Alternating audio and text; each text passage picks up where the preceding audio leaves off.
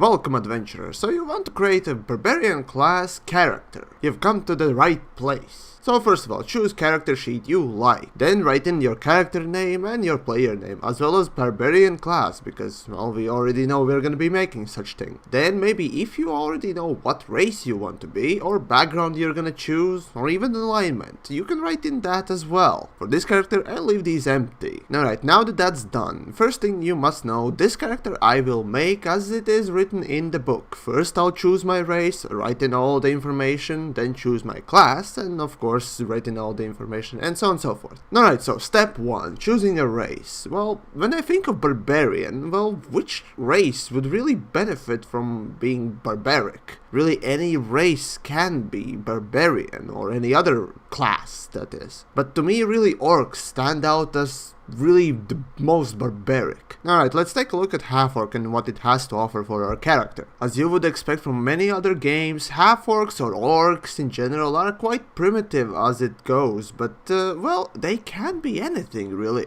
But anyways, what are the racial features that your character will gain from being a Half-orc? For starters, your ability score increases. For strength it's 2 and for constitution it's 1, so it's perfect for Barbarian. Then we have size, which is medium as most races are. Exceptions here are dwarves, gnomes and halflings. And then we have speed, which is 30 feet. Then as a racial feature, half-orcs gain dark vision, which allows you to see in dark in certain range. Then we have menacing. You gain proficiency in intimidation skill, so that's kinda nice. Then we have relentless endurance. What it basically does is allow you to stay alive when you receive a death-dealing blow, but you are not instantly killed. So for example, you have 5 hit points, an enemy deals 7 damage. Technically you would be dead, but thanks to this skill you return to life with 1 hit point. And of course you can use this only once between long rests. Moving on, we have savage attacks. When you score a critical hit with a melee weapon attack, you can roll one of weapon's damage dice one additional time and add it to the extra damage of the critical hit. So this is self-explanatory already. And finally, languages. You can speak, read and write Common and Orc. Alright, so that's it on Half-orc race. Now let's move on to class. So when it comes to Barbarians, really they are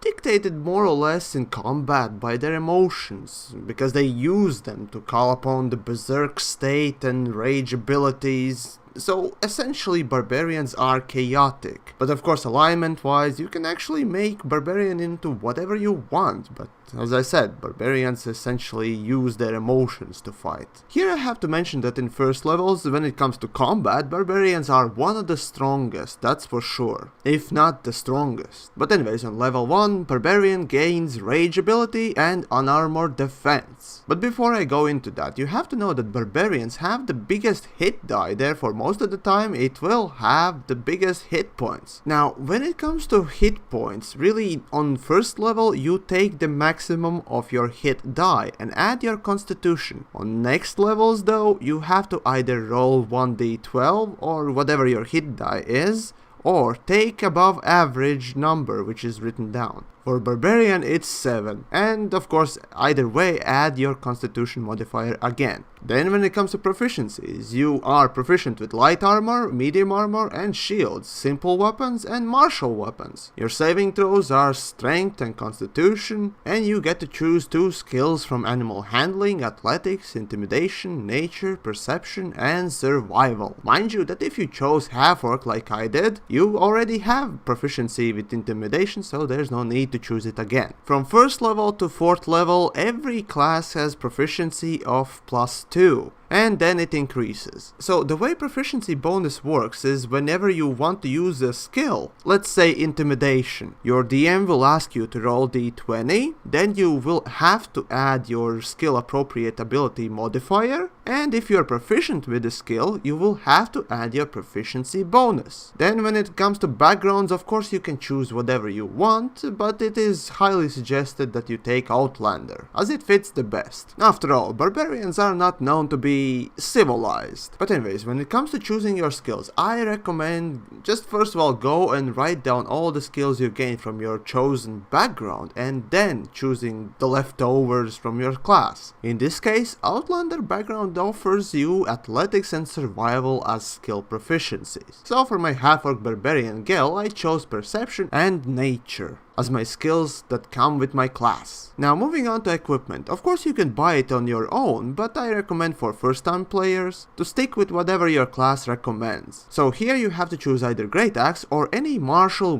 melee weapon. And to be honest, I'll choose Great Axe because to me it's really more favorable weapon anyways. Then I have to choose either two hand axes or any simple weapon. I could choose any club or something like that, but really hand axes seem to be going pretty well with the barbarian look. So hand axes it is. Now the way the weapons work in combat is quite simple. So whenever you roll your d20 for attack, you'll have to add either strength if it's a melee weapon or dexterity if it's a ranged weapon. Then when you roll your damage dice, add your strength or dexterity modifier depending on the way you're using the weapon. And finally I get Explorer's Pack and 4 javelins, which also can be used as melee or ranged weapons. And so after writing all of this now, let's go into class features and skills. Starting with unarmored defense. So while you're not wearing any armor, your armor class equals 10 plus your dexterity modifier and your constitution modifier. Also you can wear shield and gain this benefit, so that's kinda nice. Alright, at this point I rolled dice for my skills and I got 16, 13, 13, 11, 9, and 7. And information about ability modifiers you can find on page 13 on Player's Handbook. Now of course the highest will go for the strength, so in total with my racial bonus it's 18. Then the second highest is for my constitution, so 14 in total. And to get the best armor class I can from these scores, I'll put 13 for my dexterity. And finally I'll put 11 to,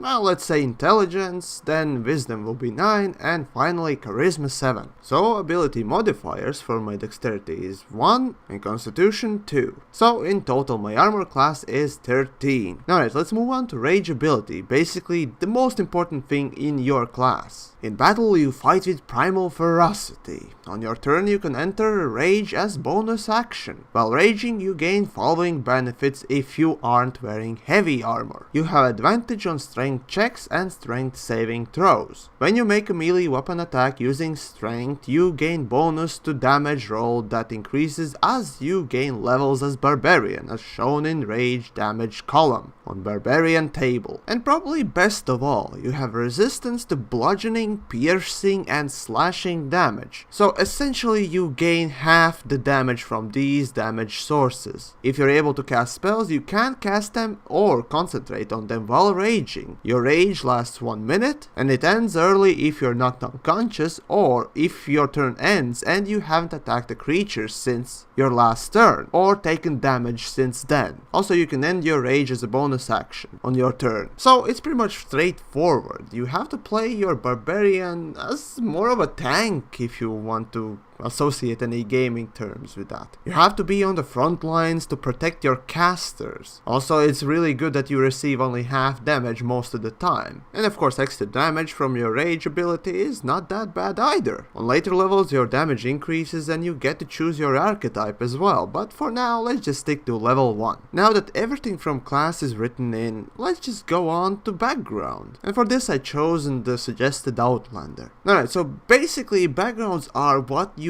were in the past or what you are coming from, not what necessarily you are right now. See, I'm saying this because people tend to forget this. For example, you can be with noble upbringings, yet you are barbarian. Explanation for this could be that you were once an offspring of some sort of noble, and you enjoyed this luxury life. And at one point, let's say your parents were assassinated due to some political reasons, and you vowed that you would get vengeance for this, and went on to learn the ways of barbarian, and so on and so forth. You just have to get a little bit more creative to explain your upbringings.